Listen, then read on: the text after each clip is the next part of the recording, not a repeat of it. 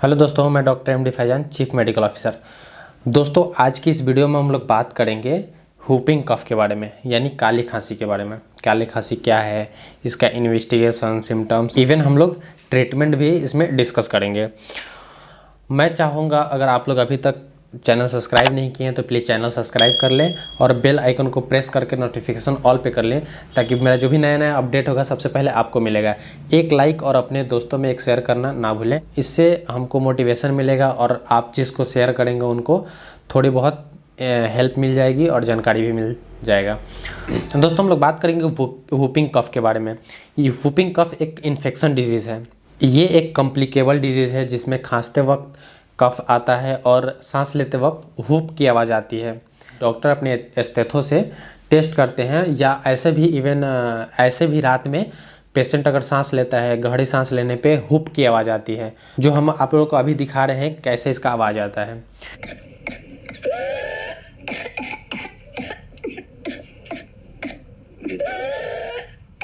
तो आप लोगों ने देखा कैसे इसका आवाज़ आता है, हुप की आवाज़ आता है, और खांसते वक्त थोड़ा बहुत कफ निकल सकता है। बाकी इसमें ज़्यादातर ड्राई कफ की प्रॉब्लम होती है। यह एक ब्रूडेटाला पेरिटोसिस नामक बैक्टीरिया के ड्रॉपलेट से फैलने वाला डिजीज़ है। ये बैक्टीरिया क्लॉथ से या अदर इन्फेक्टेड थिंग से फैलने वाला डिजीज़ है।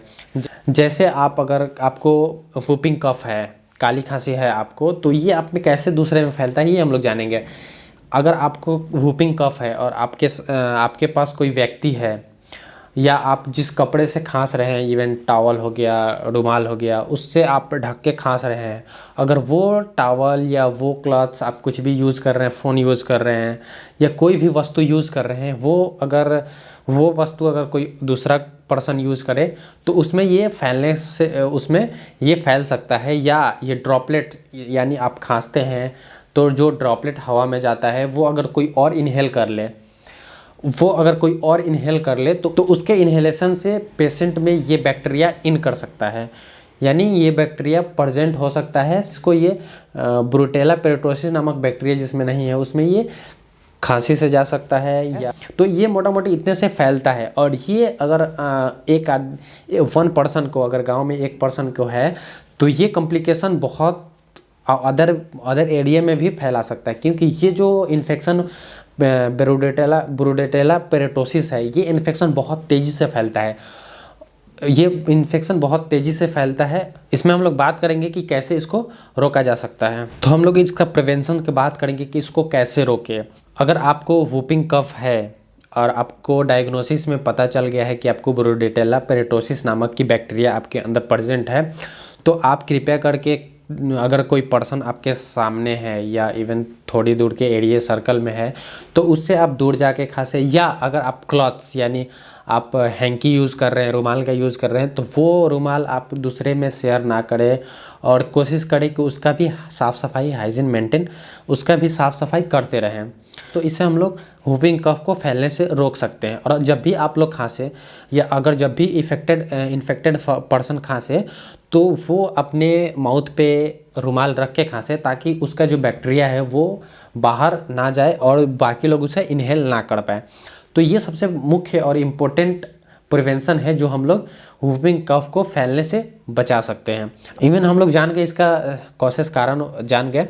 अब इसका हम लोग बात करेंगे कि आखिर वूपिंग कफ में या ब्रूडेटेला पेरिटोसिस नामक बैक्टीरिया के साइन एंड सिम्टम्स क्या है, मतलब हम लोग को कैसे पता चलेगा कि ये वूपिंग कफ है। तो इसमें कुछ साधारण सिम्टम्स है जो हम आपको एक्सप्लेन करेंगे, जिसमें आपको खांसी बहुत तेज़ होगा, फीवर होगा, कभी कभी खांसते खांसते उल्टी हो सकता है, और ये खांसी अधिकतर रात में होता है, और बहुत ज़्यादा सीवियर खांसी हो सकता है। कभी कभी पेशेंट को खांसी का दौरा भी आ सकता है, और वूपिंग कफ में अधिकतर आता है। पेशेंट को शॉर्टनेस ऑफ ब्रीथ हो जाएगा, यानी सांस लेने में प्रॉब्लम होगा।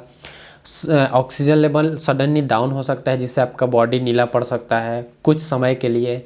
नाक बंद हो जाएगा, नजल कंजेक्शन हो गया, या रनिंग नोज हो सकता है जिससे नाक बंद हो गया, या सर्दी हो सकता है।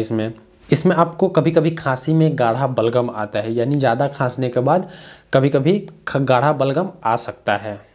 इसमें ज़्यादातर खांसी रात में होता है और इसमें बार बार खांसी के दौरे आने का संभावना बहुत होता है। अब हम लोग बात करेंगे कि इसका इन्वेस्टिगेशन कैसे किया जाएगा, कैसे मालूम करें कि वूपिंग कफ है और ब्रोडेटेला पेरिटोसिस नामक बैक्टीरिया हमारे अंदर प्रेजेंट है। तो इसका हम लोग डायग्नोसिस के बात करेंगे तो हम लोग जानेंगे इसका इन्वेस्टिगेशन क्या क्या इसमें कराया जा सकता है। तो नॉर्मली हम लोग सीबीसी करा के देखते हैं। सीबीसी में आपका इस्नोफिलिया वगैरह देखा जाता है, डब्ल्यूबीसी का काउंट देखा जाता है और इसमें आप ईएसआर करा सकते हैं, जिसमें ईएसआर बढ़ के भी आ सकता है।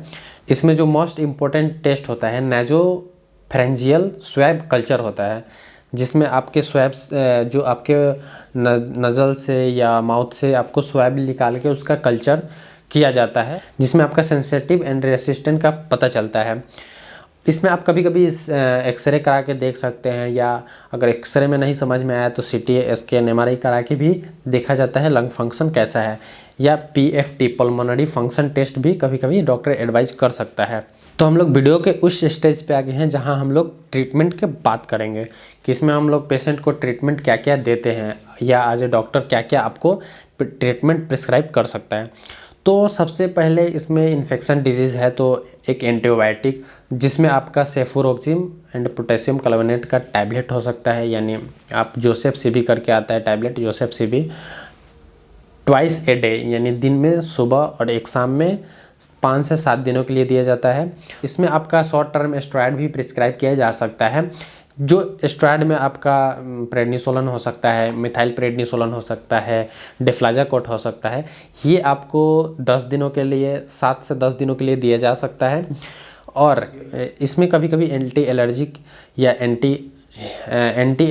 एंटी हिस्टामिन भी प्रिस्क्राइब किया जाता है, जिसमें से आपका मोन्टेलुकास्ट, लेवोसिट्रिजिन या मोन्टेलुकास्ट फेक्सोफेनाडिन का टैबलेट हो सकता है, जिसमें आपको मोन्टेरा एलसी लेना होता है 1 टैबलेट रात में। ये थोड़ा लॉन्ग टर्म यूज किया जाता है, क्योंकि अगर एलर्जी खांसी है तो थोड़ा समय लेता है और इसका उपयोग थोड़ा लंबा किया जा सकता है। तो हम लोग बात करेंगे अगर फीवर है तो वहाँ पे पैरासीटामोल ले सकते हैं। अगर ज़्यादा खांसी है, बहुत ज़्यादा सीवियर है, दम फूल रहा है, तो कभी कभी हम लोग पेशेंट को नेबुलाइज़र की सलाह दे सकते हैं, एडवाइस कर सकते हैं। जो नेबुलाइज़र में हम लोग ज़्यादातर डुओलिन और बुडेकॉट के साथ पेशेंट को नेबुलाइज कराते हैं। और इसमें आपको एक सिरप दिया जाता है जो कफ सप्रेसेंट होता है, यानी ड्राई कफ यानी कफ सिरप हो सकता है, जो मार्केट में डेक्स्ट्रोमेथोर्फेन, फिनाइलेफ्रिन, क्लोरफेनामाइन का सिरप आता है, वो दिया जा सकता है। एलेक्स सिरप करके आता है, या आपको बुटाड्रिल, जो इसका नया वेरिएंट है जो कि बुटाड्रिल आप सब सिरप ले सकते हैं। ये लेने का तरीका है 10 ml 3 टाइम्स ए डे, यानी आपको 10 ml सुबह, 10 ml दोपहर में और 10 ml रात में लेने को डॉक्टर सलाह दे सकता है। इसमें आपको कभी कभी पीपीआई भी ऐड किया जाता है, क्योंकि कभी कभी गैस के वजह से भी दम फूलने का शिकायत इसमें आता है। तो उसमें आप अगर कम गैस का प्रॉब्लम है तो पेंटोप्राजोल, डोमपेरिडोन के साथ का कोई भी कैप्सूल ले सकते हैं, जैसे प्रोटेरा डी, पेंटोसिड DSR, ये आप सुबह को खाली पेट ले सकते हैं। तो आई होप कि आपको वीडियो अच्छा लगा। मैं चाहता हूँ आप वीडियो को ज़्यादा से ज़्यादा शेयर करें और ये जानकारी सभी दोस्तों को शेयर करें, ताकि वूपिंग कफ फैलने से रोका जा सकता है। और इसका ट्रीटमेंट भी हम लोग जान लिए। तो अभी तक आप लोगों ने चैनल सब्सक्राइब नहीं किया तो प्लीज़ चैनल सब्सक्राइब कर लें और अपने दोस्तों में ज़रूर शेयर करें।